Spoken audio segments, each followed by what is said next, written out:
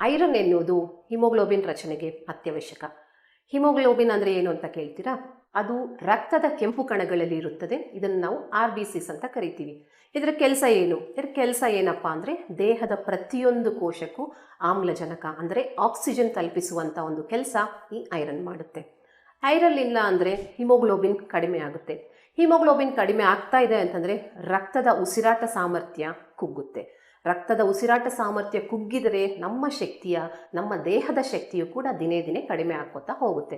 ನಮಗೆ ದಿನದಲ್ಲಿ ಎಷ್ಟು ಪ್ರಮಾಣ ಐರನ್ ಬೇಕು ಅಂದರೆ ಮಹಿಳೆಯರಲ್ಲಿ ಅಪ್ರಾಕ್ಸಿಮೇಟ್ಲಿ 18 ಮಿಲಿಗ್ರಾಮ್, ಪುರುಷರಲ್ಲಿ 8 ರಿಂದ 10 ಮಿಲಿಗ್ರಾಮ್, ಗರ್ಭಿಣಿಯರಿಗೆ 27 ಮಿಲಿಗ್ರಾಮ್, ಮಕ್ಕಳಲ್ಲಿ 7 ರಿಂದ 15 ಮಿಲಿಗ್ರಾಮ್ ಅಷ್ಟು ಐರನ್ ಅನ್ನುವಂಥದ್ದು ಬೇಕಾಗುತ್ತೆ.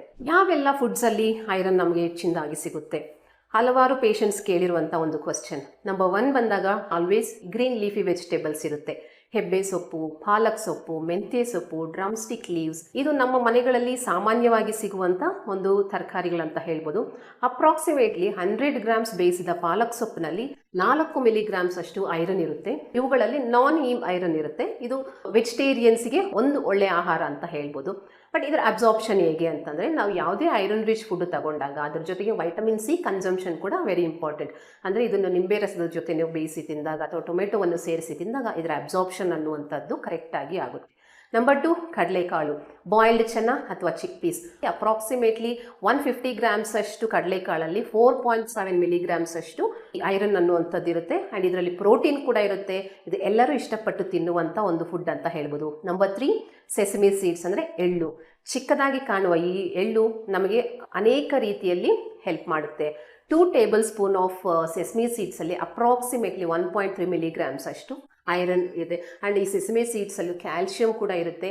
ನಂಬರ್ 4, ಖರ್ಜೂರ, ಡೇಟ್ಸ್. ಖರ್ಜೂರ ಎಂದರೆ ಇದು ನೈಸರ್ಗಿಕ ಎನರ್ಜಿ ಅಥವಾ ನೈಸರ್ಗಿಕ ಫುಡ್ ಅಂತ ಹೇಳ್ಬೋದು. ಅಪ್ರಾಕ್ಸಿಮೇಟ್ಲಿ 40 ಗ್ರಾಮ್ಸ್ ಅಷ್ಟು ಖರ್ಜೂರದಲ್ಲಿ 1 ಮಿಲಿಗ್ರಾಮ್ಸ್ ಅಷ್ಟು ಐರನ್ ಸಿಗುತ್ತೆ. ನಂಬರ್ 5, ರಾಗಿ. ಇದನ್ನು ಫಿಂಗರ್ ಮಿಲೆಟ್ ಅಂತ ಹೇಳ್ತೀವಿ. ರಾಗಿ ನಮ್ಮ ಹಳ್ಳಿಯ ಜನರಿಗೆ ಒಂದು ಬಲವಾದ ಊಟ ಅಂತ ಹೇಳ್ಬೋದು. ಅಪ್ರಾಕ್ಸಿಮೇಟ್ಲಿ 100 ಗ್ರಾಮ್ಸ್ ಆಫ್ ರಾಗಿಯಲ್ಲಿ 3.9 ಮಿಲಿಗ್ರಾಮ್ಸ್ ಅಷ್ಟು ಐರನ್ ಇರುತ್ತೆ.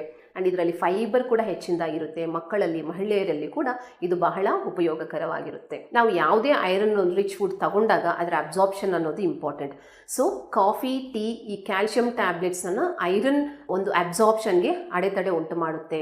ಸೊ ಆದ ಕಾರಣ ನೀವು ಯಾವುದೊಂದು ಕ್ಯಾಲ್ಶಿಯಂ ಟ್ಯಾಬ್ಲೆಟ್ಸ್ ತಗೊಳ್ತಾ ಇದ್ರು ಅಥವಾ ಕಾಫಿ ಟೀ ಕುಡಿತಾ ಇದ್ರು, ಆಹಾರದ ನಂತರ 1 ಅವರ್ ಬಿಟ್ಟು ನೀವು ಸೇವನೆ ಮಾಡೋದ್ರಿಂದ ಐರನ್ ಅಬ್ಸಾರ್ಪ್ಷನ್ ಅನ್ನುವಂಥದ್ದು ಬಾಡಿಯಲ್ಲಿ ಸರಿಯಾಗಿ ಆಗುತ್ತೆ.